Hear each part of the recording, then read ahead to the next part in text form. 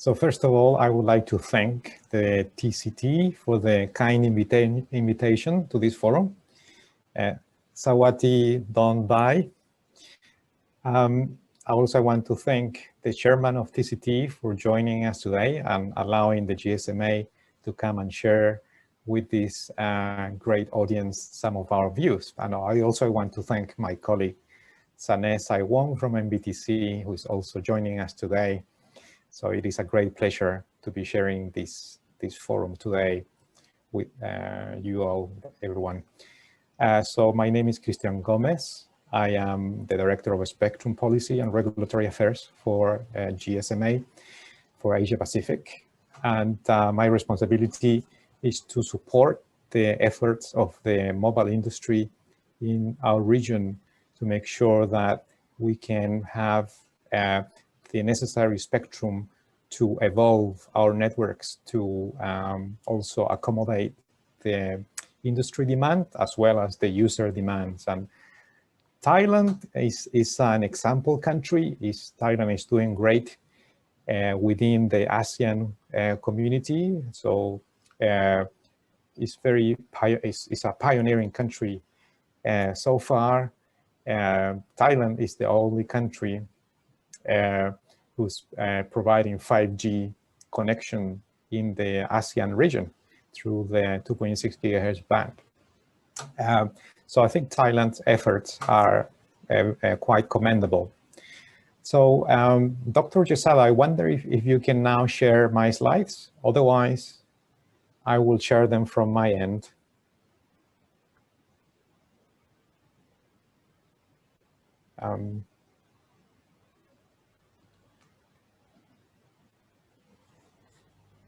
Yeah, slides okay now?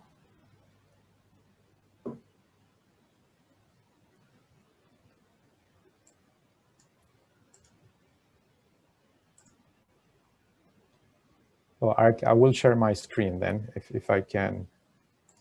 try that.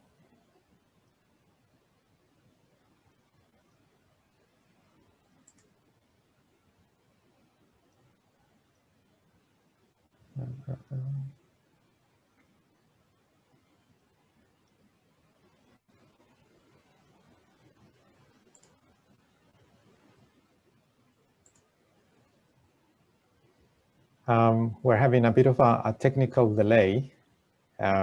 with the upload of my presentation. My apologies.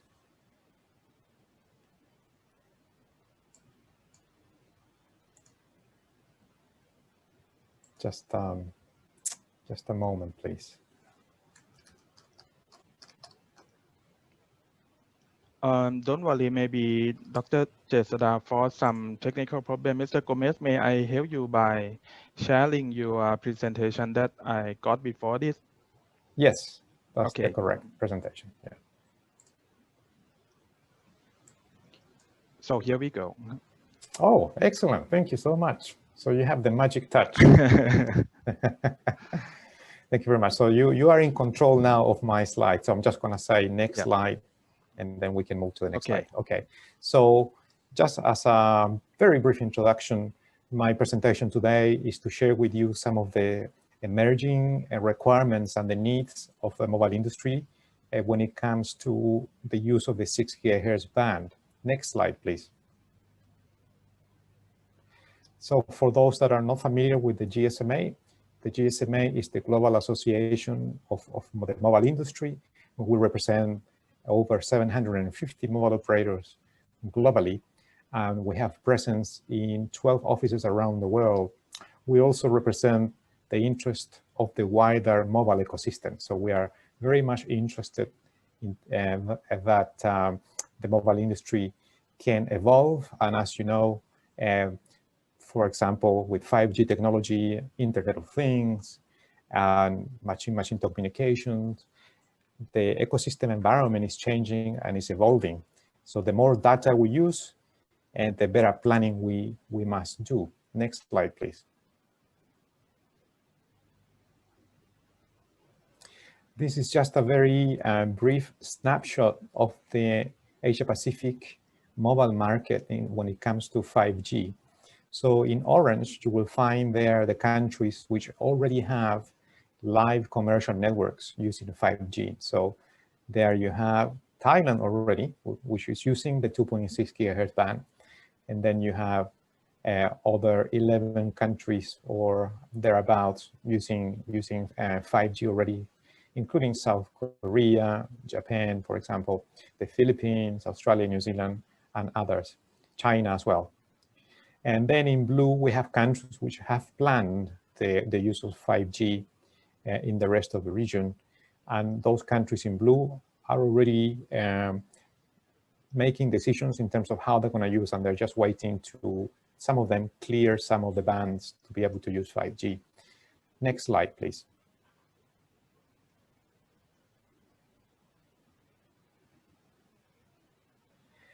So as you can see, the entire region is working towards the implementation of 5G, which is the next generation of mobile technology that will revolutionize our connectivity. In order to make 5G work and to accommodate future demand, we need to have access to all of the different spectrum ranges, which are divided in 3 ranges, as you can see in the screen. So we need coverage spectrum, which is below 1 gigahertz, in order to reach to the rural areas, and also to have very good indoor coverage as well. And to make it more economically efficient, we need to also have a good mix between coverage and capacity. Now, the coverage and capacity mix can be found in the frequency range from 1 gigahertz to 6 gigahertz. So this is where you will get the trade-off between having enough coverage, so you use a lower number of antennas and base stations, and also you will get very good capacity, meaning that you will have fast downloads and very fast speeds. And then you have the frequency range above 6 gigahertz, or the millimeter wave. Those are like ultra-charged, super fast speeds, but we have very, very small coverage in those bands, which means that we can only use spectrum above 6 gigahertz for a millimeter wave for a hotspot type of deployment. Next slide, please.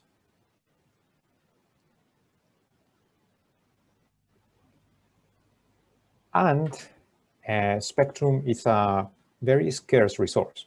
And as we use more data, we need more spectrum. And the recommended block size per operator in mid-range band, so between 1 gigahertz and 6 gigahertz, per operator is 100 megahertz, or 80 to 100 megahertz per operator. So some countries will have, they won't have enough spectrum to provide each operator with 100 megahertz spectrum block to have the peak performance. So there we have a challenge that we need to resolve. Is one challenge. The first challenge is, what can we do to achieve the peak performance of 5G if we cannot give each operator 100 megahertz of spectrum in the range 1 to 6 gigahertz?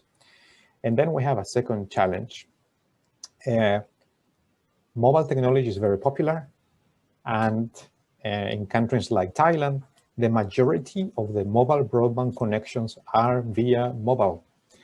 So let's think about that, because, for example, while Thailand is doing really great in the deployment of fiber connection to the home, Thailand has 57% of fiber to the home penetration in the whole country. If you compare that 57% to the situation of South Korea, which has already made decisions on 6 gigahertz, the level of fiber to the home penetration in South Korea is 84%. So you can see that the scenario of infrastructure for South Korea is very different to the scenario in Thailand. So for Thailand, mobile broadband will still be the most important way to connect to the internet. Next slide, please. Now, this is what the landscape looks like when it comes to the regulatory decisions globally on the 6 gigahertz band. So the top part of the 6 gigahertz band, which is 6.425 to 7.125, will be discussed at WRC 23. And all three regions are very interested and have given high priority to this agenda item in the upper part of the 6 gigahertz band to consider this band for international mobile telecommunications, IMT. So we have done a survey across all our 750 mobile operators around the world, and all of our operators support the requirement to have access to the upper part, at least to the upper part of the 6 gigahertz band for the future of 5G. Next slide, please. And this is what the plans look like in different regions. In most regions, the entire 6 gigahertz band is mostly used for backhaul. This is fixed links. Those fixed links are used for backhaul by the mobile operators. And so there we need to protect backhaul because we already have an ecosystem to give us that backhaul capability, especially in countries that have lower penetration of fiber to the home or fiber connectivity. So for example, there we have China. China has already assigned the entire band,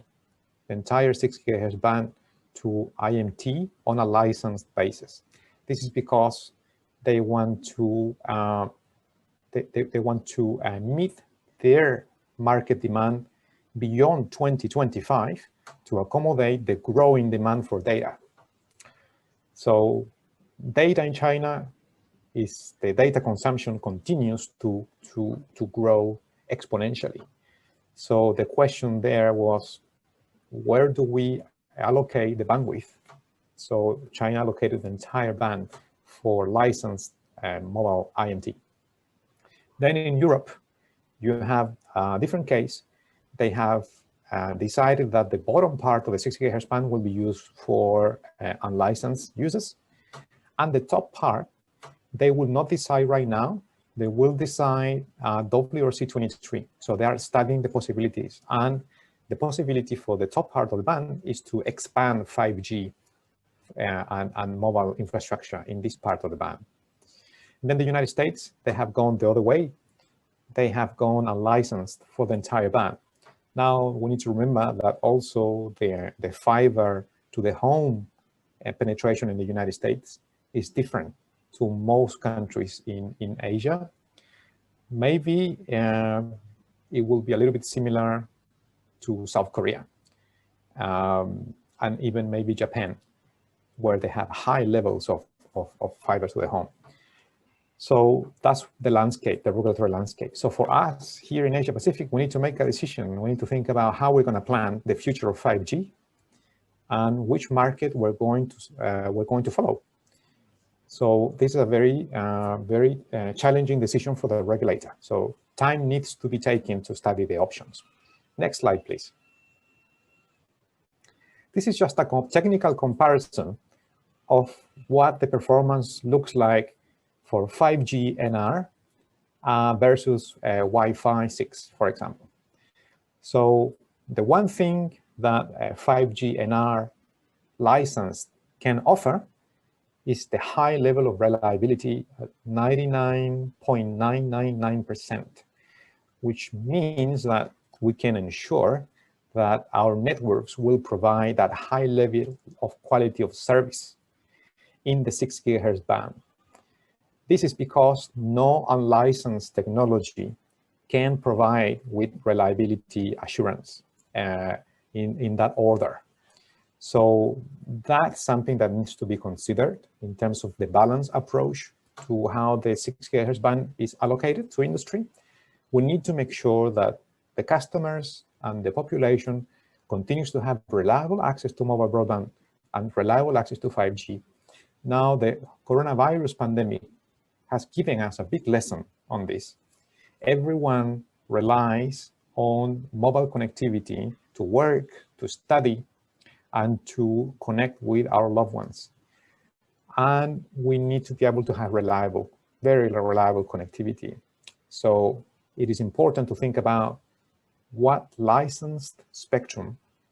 can provide versus unlicensed, and one area is reliability. The second area is mobility. IMT can provide the mobility factor required for high-performance mobile broadband around the city. So even if you are in the subway in Bangkok, moving from one station to another at high speed, what the requirements from the users is going to be, especially for video, is that you need a mobility performance. So that mobility performance can only be provided by 5G NR. You will not have Wi-Fi 6 with those levels of mobility and quality of service in motion. So you need to think about that as well. Next slide, please. Now, we do have a study published by the Coleago Consulting Group. This study is about IMT spectrum demand for the period after 2025. Now, with the coronavirus pandemic, what we have learned is that the consumption of data will continue to grow. I think we're never going to go back to what we were before 2019. I think now that most businesses will try to work at least at some level online. Also, education, health, many different areas of social activity will rely on mobile broadband. Now, this consumption is going to require more spectrum for 5G IMT. So we don't want to have, hopefully never, another pandemic in the future. But if that happens, we're going to be, again, requiring more mobile broadband to continue to keep the economy afloat and our social activity afloat. So we will need more data. And the only band that you can get more data for the metropolitan coverage with good coverage and good capacity is the 6 GHz band. Everything else is already used between 1 GHz and 10 GHz. So 6 GHz band is the band to provide this expansion for the future. So this report will show you, and you can download it from this link, that operators will require at least 2 GHz of additional spectrum in the mid-band range in order to deliver the requirements of the IMT 2020 standards, especially in the cities, and to make it happen in a way that is economically feasible. So we need to deploy antennas and base stations. We can't do the same with millimeter wave. We need the mid-range spectrum to make this mobile broadband access affordable. Next slide, please. So this is just an example of what the different spectrum requirements are in various cities. These cities were analyzed in the study by Coleago, and you will find the results there. So in the mid-range spectrum, 3.3 to 4.99, for example, you will find that we cannot get more than 200 megahertz in Russia, for example, in Moscow. And the spectrum needs are telling us that after 2025, if there is high demand, we're going to need at least 1.2 gigahertz of additional spectrum. And the same in the other cities, which are quite big cities. So Bangkok can easily be in this list as well of cities which are mega cities with a lot of population and a lot of data consumption. So you will need more spectrum in the mid-range. Next slide, please. So in the mid-range, in the region, we have been making progress. In this graph, you will see that every bar with the red color shows countries that have already released some mid-band spectrum. And here, I'm particularly referring to the C-band, 3.5 gigahertz. So this is the anchor, the foundation band for mid-range 5G. So there you will find that China has already released, Australia, Japan, South Korea, the Philippines, Singapore, Taiwan. So we're waiting for Thailand to also release the mid-range band in the 3.5 gigahertz. So Thailand needs this band as soon as possible before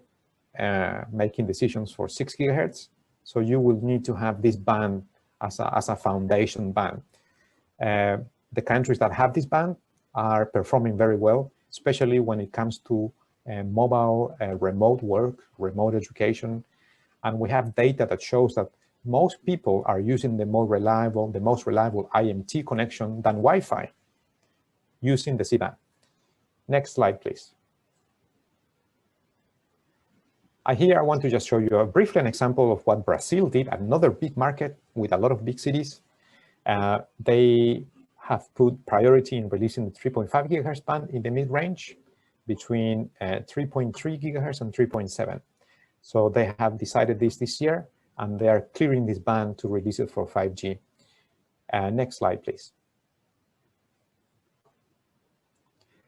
And this is how they did it. So they're clearing everything from 3.3 to 3.7, and they will be shifting all of the fixed satellite incumbents to another band, the KU band. So that's above 10 gigahertz. Next slide, please. We have another case study here. Next slide,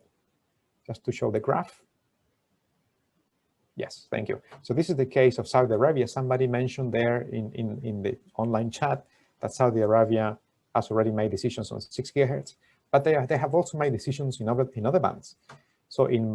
already in March of 2019, Saudi Arabia cleared full 400 megahertz of 3.5 gigahertz spectrum. Now let's see what Saudi Arabia has achieved by releasing mid-range spectrum. You can see in the graph that Saudi Arabia has much better performance of their mobile networks in comparison to countries like the US, countries like the United Kingdom, countries like Australia, Switzerland, even South Korea. And the performance of the 5G network in Saudi Arabia is much, much faster, many times faster than the USA, for example, because they have secured this mid-range spectrum, full 400 megahertz in 3.5. Now they're going to do already much better than any other country that does not have any mid-range spectrum. So they are in a different level, but they have already made it clear that it's important for them to have this band available in mid-range. So they're achieving great results already. Next slide, please. So just to finish off, I'm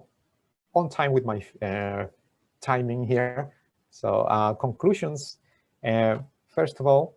the decision on the 6 gigahertz band, especially the upper part, needs to be balanced. So let's look at, for example, what Europe is doing. So Europe is looking for a balanced decision so they can benefit from the IMT technology, 5G, and being able to expand to accommodate future demand. Now with the pandemic, we have been pushed to provide more mobile broadband services. So the situation is different. Before, in 2019, before the coronavirus hit the market and the countries, some countries made decisions already on 6 gigahertz for unlicensed Wi-Fi.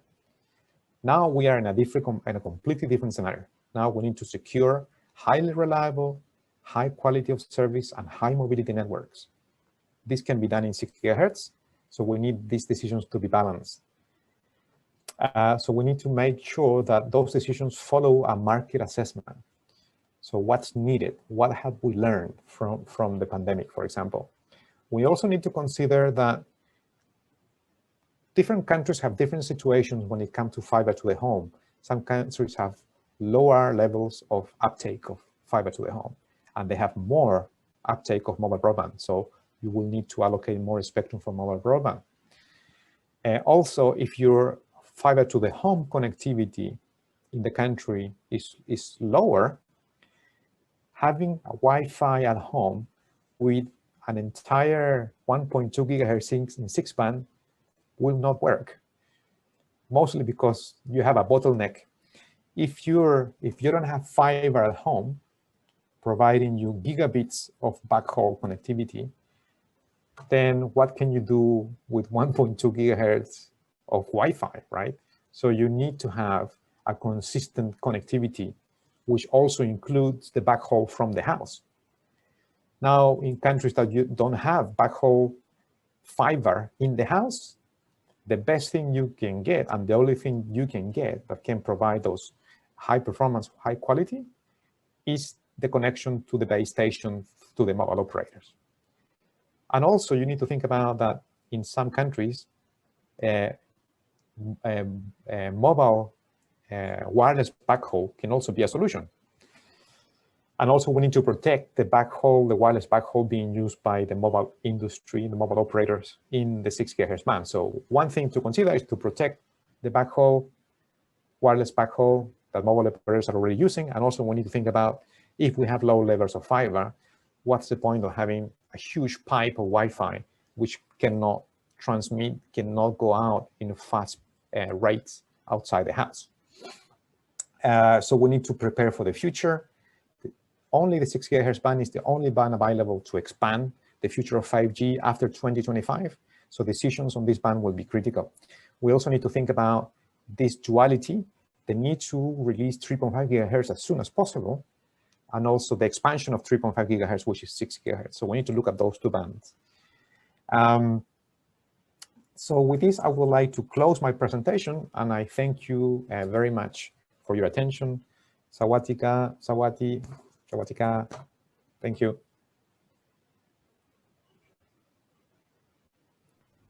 Thank you very much, Mr. Cristian Gomez, and thank you very much for update us about how to use the 6 GHz band around the world, and also some significant information, and also unbelievable that's about the reason to use the 6 GHz band during the pandemic, and also looking for the future. It is very useful for us. On this session, maybe we have 10 minutes that Dr. Jesda, who will join us and maybe help to conclude, and also sharing the idea about this topic. Dr. Jesda ครับเชิญ ครับผมขอบคุณครับ ครับ ดร.หนึ่งครับก็ขออนุญาต wrap up ของคุณคริสเป็นภาคภาษาไทยนะครับก็เอาเฉพาะคีย์เวิร์ดที่เขามาพรีเซนต์วันนี้นะครับในภาคภาษาไทยก็ประเด็นแรกก็คุณคริสเขาก็แนะนำตัวในองค์กรของเขาก็คือ GSMA เป็นองค์กรที่กำหนดเรื่องทิศทางเกี่ยวกับเรื่องเทคโนโลยีที่เป็นของโทรศัพท์เคลื่อนที่นะครับเราก็เคยได้ยินชื่อ GSMA มานานและตั้งแต่สมัย 3G 4G แล้วก็ตอนนี้ก็เป็น 5G นะครับคุณคริสเขาก็พูดเรื่องในภูมิภาคนี้ประเทศไทยกับอีก11ประเทศในภูมิภาคนี้รวมทั้งเกาหลีใต้สิงคโปร์รวมทั้งเกาหลีใต้เองเนี่ยครับได้มีการใช้ 5G แล้วก็มีอีกหลายประเทศในขณะนี้เช่นมาเลเซียก็กำลังมีการจะนำเรื่อง 5G มาใช้เราก็จะเห็นว่า 5G กำลังได้รับความนิยมกำลังเป็นโครงสร้างพื้นฐานที่สำคัญของประเทศนะครับคราวนี้คุณคริสก็มาสรุปประเด็นก็คือถ้าจะทำ 5G ให้ประสบความสำเร็จความถี่เป็นสิ่งที่มีความสำคัญมากเราจำเป็นจะต้องมีความถี่ในหลายระดับทั้ง low band ซึ่งเป็นความถี่ที่ความถี่ต่ำใช้ในเรื่องการทำ coverage แล้วก็ high band เป็นความถี่สูงระดับไมโครเวฟเราก็ต้องการมาใช้ในเรื่องของ capacity แต่ตัวที่สำคัญที่สุดก็คือตัว mid band เป็นความถี่ที่ได้ทั้ง coverage และ capacity และก็เหมาะสมกับการลงทุนสำหรับ operator มากอันนี้เป็นความถี่ที่มีช่วงที่มีความสำคัญมากที่สุดเขาก็เห็นว่าเราควรจะต้องมีการจัดสรรความถี่ช่วงนี้ออกมาเพื่อเอามาทำโทรศัพท์เคลื่อนที่โดยเขาให้ภาพก็คือโทรศัพท์เคลื่อนที่ผู้ให้บริการโทรศัพท์เคลื่อนที่แต่ละรายควรจะมีอย่างน้อยนะครับสำหรับ mid band 100 เมกะเฮิรตซ์เพื่อจะได้ซัพพอร์ต 5G ที่มี performance ได้แต่ทั้งนี้ทั้งนั้นนะครับในการพิจารณาเรื่องนี้เรื่องความถี่กลางว่าเราควรจะมาทำยังไงอย่างตัวอย่างที่ทั้งคุณเสน่ห์ครับทางคริสเขาพูดถึงก็คือความถี่ในช่วง6 กิกะเฮิรตซ์มีบางส่วนที่จะเอามาทำ Wi-Fi ได้แต่คุณคริสเขาบอกว่าอย่างเกาหลีใต้อย่างสหรัฐอเมริกาเราต้องดูว่าบริบทไม่เหมือนกับประเทศไทยประเทศเกาหลีใต้กับสหรัฐอเมริกามีบริบทที่มี Fiber to the Home เนี่ย 80-90% แล้วเพราะฉะนั้นมันก็เลยมีความถี่ที่จะไปทำ Unlicensed Band ได้ในย่าน6 กิกะเฮิรตซ์ในขณะที่ประเทศไทยมี Fiber to the Home ประมาณ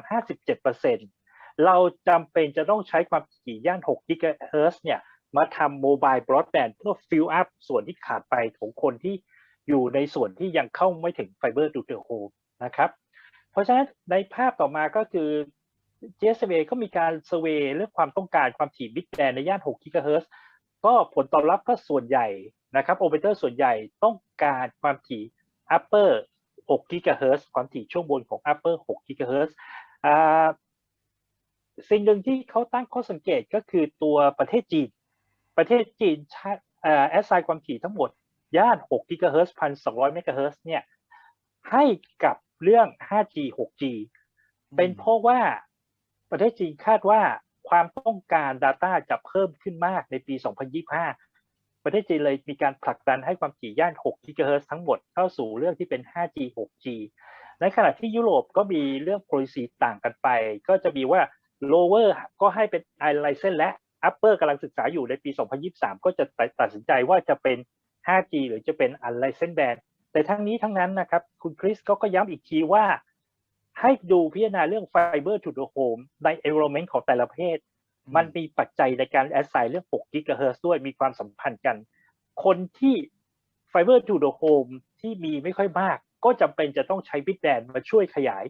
ในเรื่องของ Mobile Broadband เพื่อช่วยปิดแก็ปในเรื่องของ Fiber to the Home ที่มีข้อจำกัดเรื่องการลงทุนสูงกับปรับเปลี่ยนยากแต่ในประเทศที่มี Fiber to the Home เยอะและอันนั้นไม่ค่อยเป็นปัญหานะครับเขาจัดเราว่าเป็นประเทศกลุ่มไหนฮะมี Fiber to the Home เยอะหรือยังหรือว่ายังต้องพัฒนาอยู่ 57% นะครับเทียบกับเกาหลีใต้แต่ถ้าเกาหลีใต้ให้ทั้งแบรนด์เนี่ยสำหรับ Wi-Fi เขาบอกไม่มีปัญหาหรอกพวกอันนั้นก็มี 90%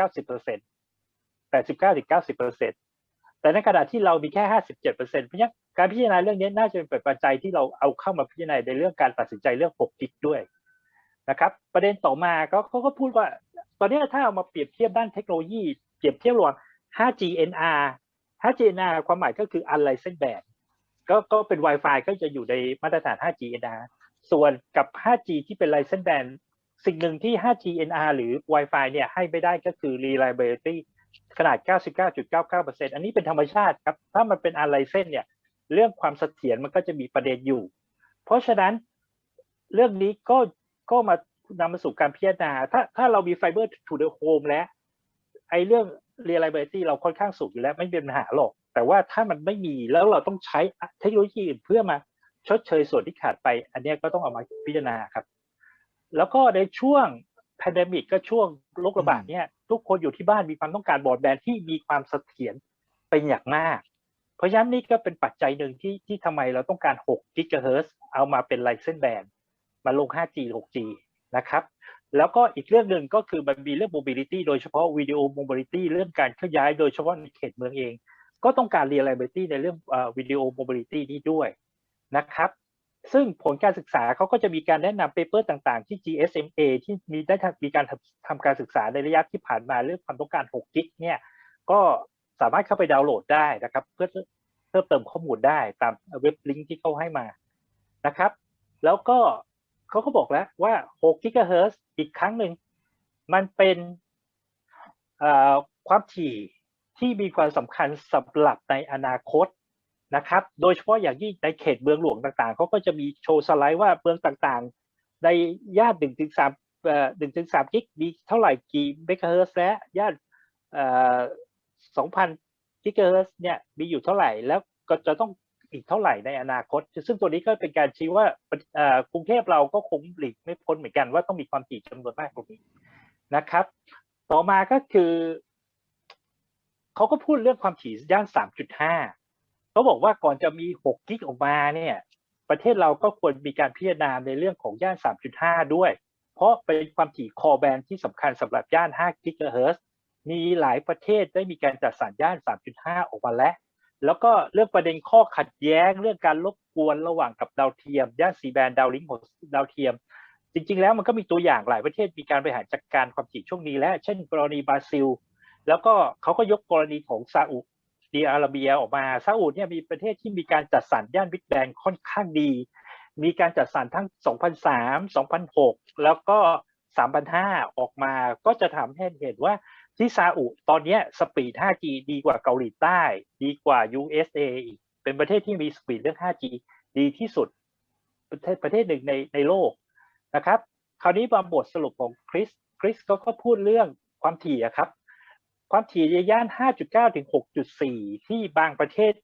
มองว่าไอ้ตรงนี้เป็น illicit band คริสก็บอกว่าต้องดูบาลานซ์ให้ดีๆเรื่องนี้ให้ดูก่อนว่า Fiber to the Home ประเทศเราเป็นยังไงประเด็นต่อมาก็คือเรื่อง backhaul ความถี่นี้ถูกใช้ในเรื่องของ microwave backhaul บางครั้งการมี Wi-Fi ที่มันกว้างมากในบ้านแต่เราไม่มี backhaul ที่ดีต่อเข้าไปที่บ้านเนี่ยไม่มี Fiber to the Home เข้าไปเนี่ยมันก็ไม่ได้มีประโยชน์อะไร